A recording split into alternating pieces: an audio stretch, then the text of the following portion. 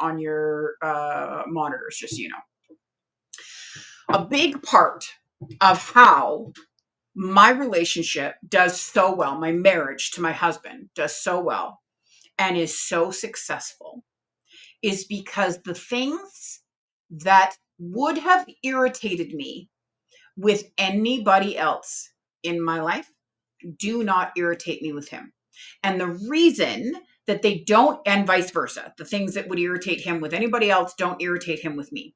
And the reason is because I know I have experienced and I have lived through really bad relationships. I know what really bad relationships look like, feel like, what you go through. I know what it feels like to be scared. I know what it feels like to not feel safe. I know what it feels like to not be supported. I know what it feels like to be on my own, even though I'm with somebody. I know what it feels like to be completely lonely in a relationship when I'm living with someone. I know what it's like to feel all of those things. I know what bad looks and feels like.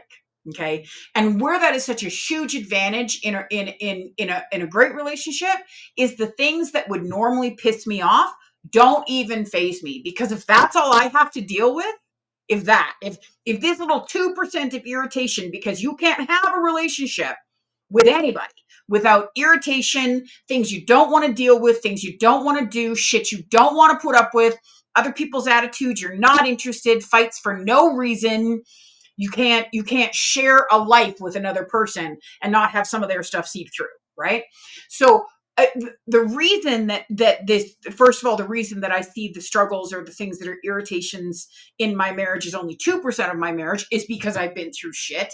And the reason that 2% doesn't even faze me is because I know how amazing my relationship is. And the only reason that I know how amazing my relationship is because I have experienced bad.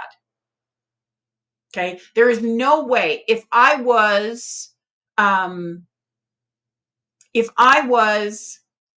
born with a silver spoon in my mouth and met the love of my life in high school. Let's say Brian and I met when I was 16. I'd never had any other relationships. I'd never had anything. And he's my twin soul. We would probably be divorced. And I would have no idea. I would have no awareness, no understanding that the things that he does for me are so amazing, because they would be my normal. I wouldn't know how exceptional those things are because I would have never experienced anything else. That's the other reason that these bad moments in our life are so freaking important, and why our bad relationships and our past relationships hold so much positive value in going forward and finding an amazing relationship. The reason that my marriage, half of the reason, I could go as far as maybe even 60% of the reason that my marriage to my husband is so successful is because him and I both know what really bad looks like. And we've had the conversations. Like, I can literally give you examples. Brian will come in, I'll go into the bedroom or something, and he's changed the sheets and done the bedroom, and I'll be like, oh, clean room. And I get so excited when it's fresh sheets. And he'll just giggle and be like, yeah, I cleaned out your side of the nightstand. I did this. And I'm like, oh, yeah, sorry, baby. And he's like, oh, don't even worry about it. Now, here's the thing you need to understand, okay?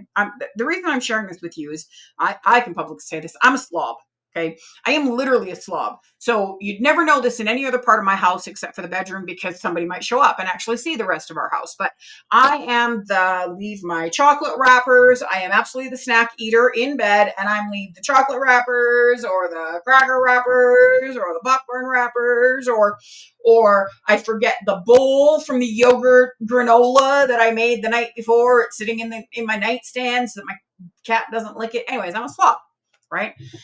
Now, my husband's a clean freak. So normally, okay, if it wasn't for our relationship, this would irritate him so bad that he would probably divorce somebody, because it would be freaking irritating. But he has been cheated on and treated like a bag of crap in a relationship.